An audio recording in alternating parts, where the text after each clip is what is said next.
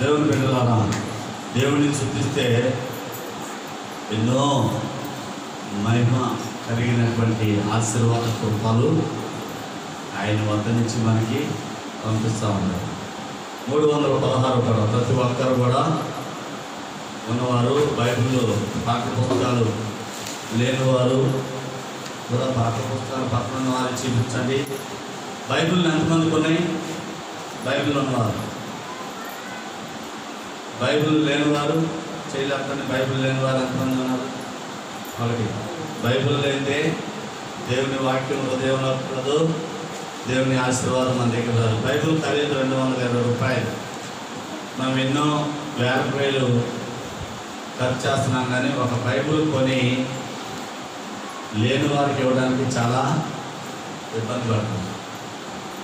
చూడండి దేవుని బిడ్డలారా, మీకు సమయము అవకాశం ఉంటే సువార్త ప్రకటించాలనేటువంటి మనస్సు మీలో ఉంటే బైబిల్ ధ్యానించండి. చాలామంది ఈ దినాన కరోనా వచ్చిందని చాలామంది పిల్లలను తీసుకురావడం మానేశారు. కరోనా అది ఎలా వస్తుందో మీకు తెలియదు.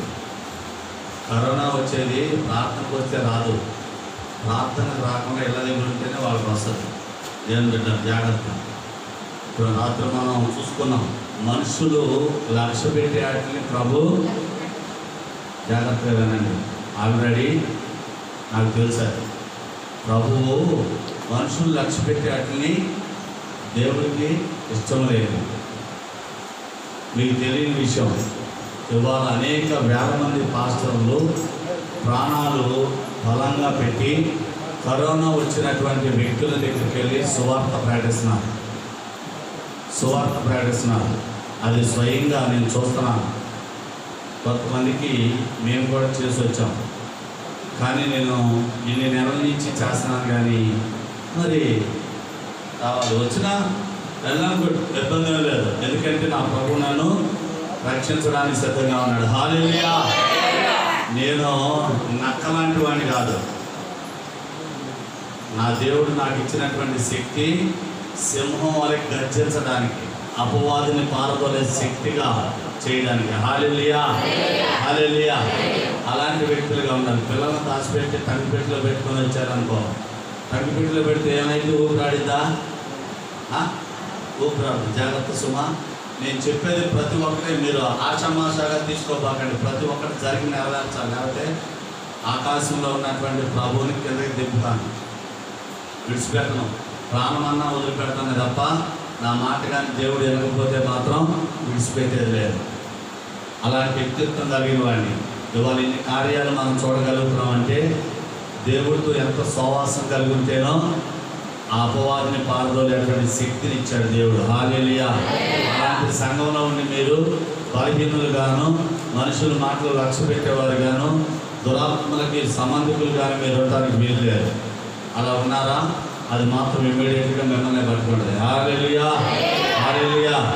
దేవుని పిల్లలు జాగ్రత్తగా వినండి. ప్రభువు చెప్తాడు శిష్యులు పంపించినప్పుడు. ఏమని చెప్తాడంటే, అయ్యిందారా మీకు ఒక మాట చెప్తున్నాను నేను, ఆ గృహానికి వెళ్ళండి. ఆ గృహంలో కానీ మిమ్మల్ని కానీ ద్వేషించిన బాధ పెట్టినట్టయితే ఆ దుమ్ము దులిపేసి వచ్చండి. అదే ఏంటి? సొదొమ గొమొర్రాల కన్నా ఘోరమైనదిగా ఆ ప్రాంతం మారిపోతున్నాడు. హల్లెలూయా.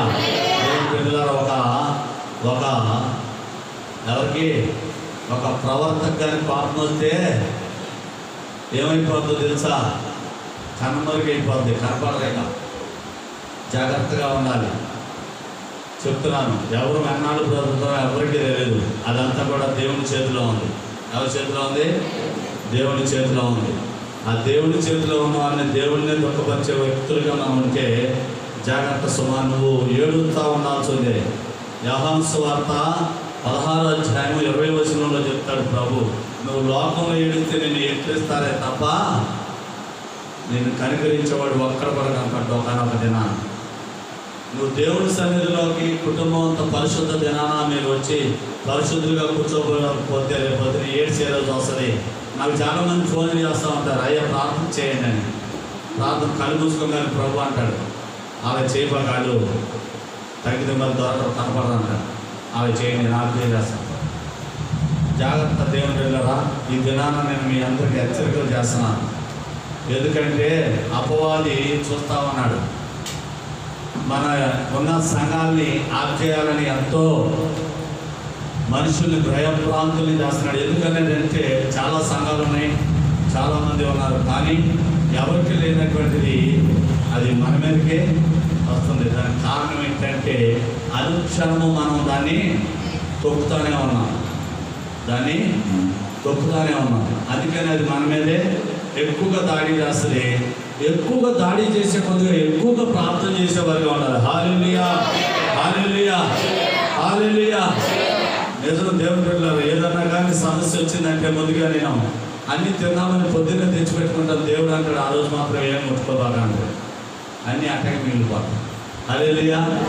ఎన్నో పర్యాయాలు మటను రొయ్యలు అన్నీ తెచ్చుకొని తిన్నాం కాదని ఆ పని దగ్గర కూర్చునేటప్పటికి దేవుని ఆత్మ చెప్పింది, ఈరోజు ఇది తినబాక, తిన్నామంటే ఇబ్బందులు అని అంటే వదిలేసి దేవుడు ఎందుకు చెప్పడానికి కూర్చొని ప్రార్థన చేస్తూ ఉంటే ఆ వెనక నుంచి వచ్చేటువంటి ఆపద దాన్ని ఏం చేశాడు? ప్రభు వారు రాకుండా ముందుగానే పారదోలాడు. ఎందుకనంటే దానికి కారణం ఏంటంటే ప్రభు ముందుగానే చెబుతున్నాడు, ఆపద కాలమందు తెల్లవారుజామున నాకు 4 గంటల దర్శనం జరుగుతుంది. ఒక వ్యక్తి వచ్చింది నా దగ్గరికి, వచ్చి ముగ్గురికి కరోనా వచ్చింది, నువ్వు ఈ ఊరు ఎలా వచ్చావని అడిగింది. ముగ్గురు కరోనా వస్తే ఆకపోతే నన్ను ఏం చేయమంటా ఉన్నా, అయినా నువ్వు ఈ ప్రాంతానికి రావడానికి వీల్లేదుగా ఉంది. హల్లెలూయా. ఎవరికో కరోనా వస్తే నేను రాకపోవడానికి ఏంటి? నేను ఒకటే చెప్తున్నాను, దేవుడికి ఇచ్చిన వాగ్దానం పరిశుద్ధ గ్రంథాన్ని పట్టుకున్నప్పుడు చెప్పా, నా ప్రాణమన్నా పోవాలి తప్ప నేను మాత్రం సువార్త ఆపేది లేదు. హల్లెలూయా, హల్లెలూయా. సువార్త మాత్రం ఆపేది లేదు. కంఠంలో ఊపిరున్నంత వరకు ప్రభు పాదాలు పట్టుకొని మొరపెట్టేవాడిగా ఉంటారే తప్ప ఆవిడకి చెప్పలేదమ్మా, చెప్పారు ఎవరన్నా 9 దాటితే ఎవరిని లోనకి రావద్దని చెప్పాం. మీరు మాదేపల్లిలో ఉండి కూడా మీరు 10కి వస్తే ప్రార్థనకు రాని, మీరు ఎవరన్నా కావచ్చు, నాకు అందరూ సమానలే ఇక్కడ ఉన్నవారు. 9 గంటలకి ప్రతి వారం 9 గంటలకు ఆరాధన జరిగింది. నిజం చెబుతున్నాను, నేను కొన్నాళ్ళలో కనపడకపోవచ్చేమో, కానీ ఈ మందిరం దేవుడు ఇచ్చినది, ఇది పరలోకమైన దేవాలయం. ఈ దేవాలయంలో ఎవరైతే కూర్చొని ప్రార్థన చేస్తారో వారికి కావాల్సిన ఈవులు, ఆ పరిశుద్ధత, వాళ్ళకి కావాల్సినటువంటి శ్రమంలో నుంచి విడిపించబడట, పాపంలో నుంచి పట్టబడిన వారిని విడిపించబడట, ఇవన్నీ జరుగుతాయి. ఇక్కడ పరిశుద్ధాత్మ దేవుడు నివాసం ఉంటానని నాకు వాగ్దానం ఇచ్చాడు. 1000 తరాల వరకు కూడా తరగనటువంటి వ్యక్తులుగా అట్లాంటి కుటుంబంగా నీ కుటుంబాన్ని చేస్తానని చెప్పాడు దేవుడు. దేవుడు ఆమెను మేము కలుగుతున్నమాట. హల్లెలూయా. రాబోయే దినాల్లో మీకు చెప్తా ఉన్నాను, కొన్ని సంవత్సరాల నుంచి రాబోయే దినాల్లో నా కుటుంబంలో నుంచి కూడా సేవకులు వస్తున్నారు. హల్లెలూయా, హల్లెలూయా. నా కుటుంబంలో నుంచి కూడా సేవకులు వస్తున్నారు. సువార్త ప్రకటిస్తారు. వారు ఇంగ్లీషు, హిందీ, తెలుగులో కూడా వారు భర్జనాలు చేయడానికి సిద్ధంగా ఉన్నారు. తెలుగులో ఇంగ్లీష్ వార్త మాట్లాడేవారు కూడా సువార్త మోయటానికి సిద్ధంగా ఉన్నారు వారు. హల్లెలూయా. దేవుడికి చెప్తున్నాను, ప్రభువా నువ్వు ఇచ్చినటువంటి మహిమ, ఘనత, అదంతా ప్రభావము అది నీకే చెందాలి, మాకు కాదు నాయన. ఎవరు చెందాలి? అది దేవుడికే చెందాలి. అక్కాయిలు జాగ్రత్తగా వినండి. ఒక అక్కాయి వచ్చి ఒక అక్కాయిని పొగిడిందంటే ఉన్నదంతా భక్తి అంతా కూడా కింద పడిపోతుంది. కరోనా వ్యాధి అంట, జాగ్రత్తగా వింటున్నారో దేవుని బిడ్డలారా. కరోనా వ్యాధి ఎంచుమించు ఆ సూక్ష్మజీవి ఉన్నటువంటి బరువంట ఇసుక కన్నా ఎక్కువ బరువు ఉంటుందంట. అది మనిషిని తుమ్మినప్పుడు ఆ 3 అడుగుల గ్యాప్లో ఆ మనిషి ఉన్నట్లయితే ఆ మనిషి మీద వెళ్ళదు. ఆ తుమ్మినప్పుడు, ఆ తగ్గినప్పుడు ఏమైందంటే ఆ వ్యక్తిలో ఉన్నటువంటి సూక్ష్మజీవి కింద పడిపోద్ది. హల్లెలూయా, హల్లెలూయా. దేవుని బిడ్డలారా, అందుకనే అధికారులు చెప్పినటువంటి మాట చొప్పున మనం లోబడి క్రమం కలిగి ఉండాలి. ఆ క్రమం లేకుండా మీరు మాస్కులు పెట్టుకోకుండా, వాటర్ బాటిల్ తెచ్చుకోకుండా ఉంటే, వాటర్ బాటిల్ ఇప్పుడు టైం 12 అవ్వచ్చు, 11:30 కావచ్చు, ఆ టైం వరకు ఇక్కడ వాటర్ ఉండదు, వాటర్ లేదు. అయ్యా నేను అల్లాడుతున్నానన్నా వాటర్ లేదు, మీరే తెచ్చుకోవాల్సింది. ముందే చెప్తున్నాను దేవుని బిడ్డలారా, ప్రతి ఒక్కరి చేతిలో వాటర్ బాటిల్ ఉండాలి. మీకు చాలా వేలు లక్షలు ఏదైనా వ్యాధులు ఖర్చు చేస్తున్నారు. ఆ బాటిల్ ఏం బాటిల్? అది శానిటైజర్ బాటిల్ ఒకటి తెచ్చుకోండి, దాని ఖరీదు 100 రూపాయలు. వ్యాధి వస్తే ఇవాళ 3 లక్షలు అవుతుంది. వ్యాధి వస్తే 3 లక్షల రూపాయలు ఖర్చు అవుతుంది. అదే ఏంటి, గవర్నమెంట్ వారు చూస్తే తక్కువ అయిందేమో, ఇప్పుడు 10,000 అంతా 12,000 పెట్టారు. ప్రైవేట్గా అయితే 3 లక్షలు అవుతుంది.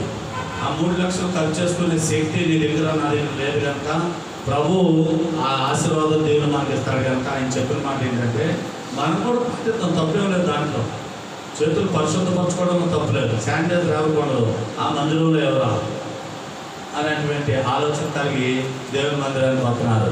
మీకు ఇంకో విషయం చెప్తున్న సంఘానికి, అదేంటి బాబు ఏంటంటారు దాన్ని? టెంపరేచర్ చూసేది. ఆ టెంపరేచర్ చూసేది 5,000 అంట. సంఘంలో మీరు ఎవరన్నా ఇవ్వాలనుకున్నా, ఇచ్చేవాళ్ళు ఎవరంటే ఎంతైనా ఇవ్వండి పర్వాలేదు, అది కాంట్రాక్ట్ ఇవ్వండి, ఆ టెంపరేచర్ కొనుక్కొస్తాడు. ఎందుకంటే ఇప్పుడు మందుపాడులో కూడా మందిరం కడుతున్నాం. మందుపాడు మందిరానికి రేపు సోమవారం కానీ మంగళవారం కానీ అమౌంట్ పంపించాలి. అది రేపు ఇవాళ నేను వెళ్తాను మధ్యాహ్నించి, రేపు పురమాయించి సహోదరులు అక్కడికి వెళ్ళేటట్టు వార్త పంపించడం జరిగింది. ఎందుకంటే మాదేపల్లెళ్ళు అటు కైట్లూరు కానీ శ్రీపర్ కానీ వస్తున్నారంటే ఆ నెరకొట్టేయండి అంటున్నారు. ఎందుకంటే మాదేపల్లి కరోనా ఉన్నారు. ఈ మాదేపల్లి రావడానికి బయట వాళ్ళు భయపడుతున్నారు, కానీ ఈ మాదేపల్లి ధైర్యంగా దేవుడు నన్ను పంపిస్తూ ఉంటే, నేను వస్తానంటే కరోనా వస్తుంది అంటే, నేను వస్తే కరోనా రాదు. నన్ను పంపించిన తెల్లారిపోతేనే ఈ ప్యాక్ కరోనా వస్తుంది. రాసుకోండి, ఆ ధైర్యం ఉంటే రాసుకోండి, ధైర్యం ఉంటే రాసుకోండి. నన్ను పంపించిన తెల్లారిపోతేనే ఈ ప్యాక్లో కరోనా మాత్రం ఇమీడియట్గా వచ్చి పడుతుంది. ఇది ఒక దైవ దాసుడే చెప్తున్నాను, ఒక బాధ కలిగి చెప్తున్నాను దేవుని బిడ్డలారా. మనుక్షణమే వచ్చి పడుతుంది. అది రాకుండా మాందో కాదు. నా చిన్నప్పుడు 7-8 సంవత్సరాల వయసు ఉన్నప్పుడు కలరా వ్యాధి వచ్చి ఇక్కడి నుంచి ఇక్కడ వరకు పారిపోయారు, తలుపులు వేసుకున్నారు. నా చిన్నప్పుడు ఒక్కడు కూడా బయటకు వచ్చేవాడు కదా. అదే పరిస్థితి రాబోతుంది. హల్లెలూయా. దైవదాసుడుగా దేవుని సేవకుడుగా చెప్తున్నాను. అది మాత్రం తప్పకుండా జరగాల్సిందే, జరిగి తీరుతుంది. ఇది దేవుని మాట, ఇది దేవుని ఆజ్ఞ, ఇది దేవుడు ఇచ్చినటువంటి మాట. దుఃఖంతో చెబుతున్నాను దేవుని బిడ్డలారా, చూడండి, అది మాత్రం రావాల్సిందే. నన్ను పంపించిన తెల్లారే ఇమ్మీడియట్గా వచ్చి పడుతుంది. తెల్లారి పొద్దునే, ఇంక మళ్ళీ దానికి సమయం లేదు. జాగ్రత్త, మీరు రాసుకోండి, డైరీలు ఉంటే రాసుకోండి, ఇదేంటండి కాలనీలో పడాలి కరోనా వ్యాధి, అవునా? ఇందిరా కాలనీలో పడాలి. ఇందిరా కాలనీలో పడకుండా మాదేపల్లి ఎందుకు పడింది చెప్పాను నేను. ఎవరో ఇక్కడ విన్న వ్యక్తి, నేను చెప్పినప్పుడు విన్న వ్యక్తి నాకు నమ్మాలా? మాదేపల్లిలో కరోనా వస్తుందని చెప్పాను. ఎంతమంది అన్నారు? మరి వచ్చిందా? మరి 4 నెలలు 5 నెలలు ఎందుకు ఆగింది? ఆగాల్సిన అవసరం జాగ్రత్త సుమా. ఈడేమన్నా దేవుడా? కాదు, నేను దేవుడు కాదు, నా దేవుడు నా వెనకాల నడిపించేవాడన్నాడు. హల్లెలూయా. అగ్నితో ఆత్మతో సత్యంతో ఆరాధించేటువంటి దేవాది దేవుడు అనుకున్నది సాధించాల్సిందే. ప్రవక్త చెప్పింది వినాల్సిందే. హల్లెలూయా, హల్లెలూయా, హల్లెలూయా. స్తుతి పాత్రుడా,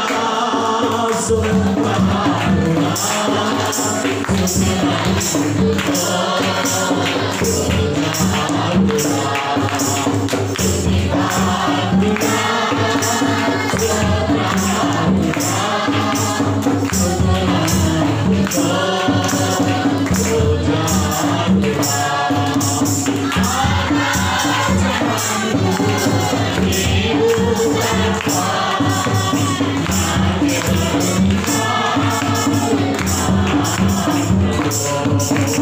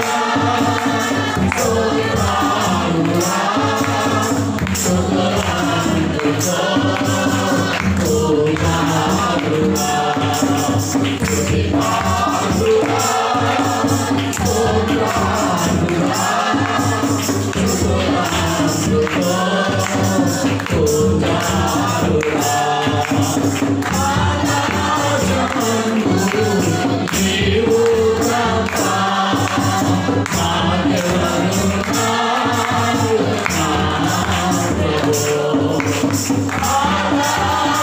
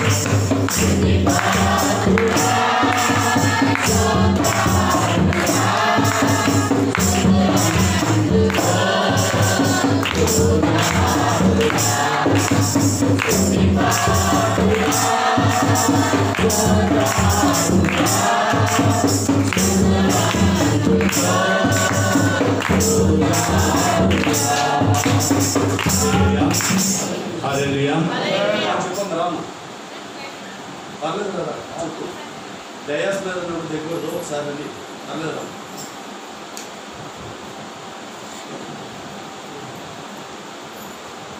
మేడం గారు ఫోన్ చేశారు, చెప్పారండి. 10:30 వరకు శాంసమ్మ ఈ పరిశుద్ధమైన వందనాలు, శుద్ధులు స్తోత్రాలు నాయన.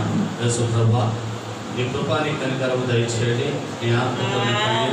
ప్రార్థిస్తున్న ప్రతి ఒక్క బిడ్డని మీ గాయమైన హస్తముతో ముట్టి ప్రతి ఒక్క బిడ్డని స్వస్థపరచమని, బలహీనత నుంచి విడిపించి బలపరచమని యేసుక్రీస్తు నామములో అడిగి వేడుకుంటున్నాము తండ్రి. ఆమేన్. కూర్చోదాం.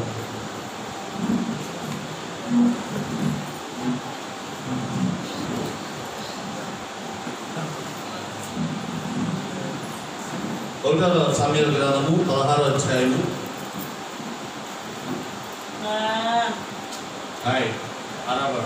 11వ వచనం.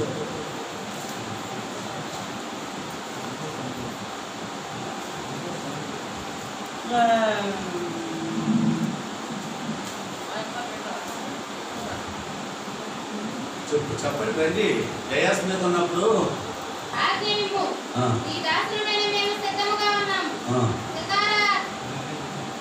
సంస్కారముగా వాయింపగల ఎవరిని విచారించుటకు 16వ అధ్యాయము 11వ వచనం. నీ కుమారులందరూ ఇక్కడ ఉన్నారు అని యెషయాని అడగగా అతడు ఇంకను కడసారి వాడైను. అయితే గొర్రెలను కాచుకొని ఉన్నాడు.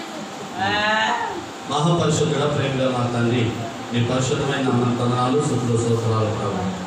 తండ్రి, ఈ వాక్యం ప్రతి ఒక్కరి హృదయాల్లో నింపుకొని జ్ఞానించి ప్రభు చూపించమని యేసు నామములో అడిగి వేడుకుంటున్నాము తండ్రి.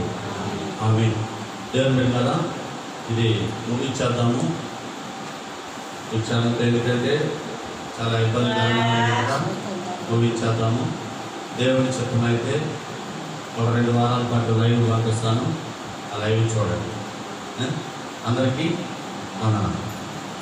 ప్రార్థన చేయండి. ప్రతి ఒక్కరు ప్రార్థించండి.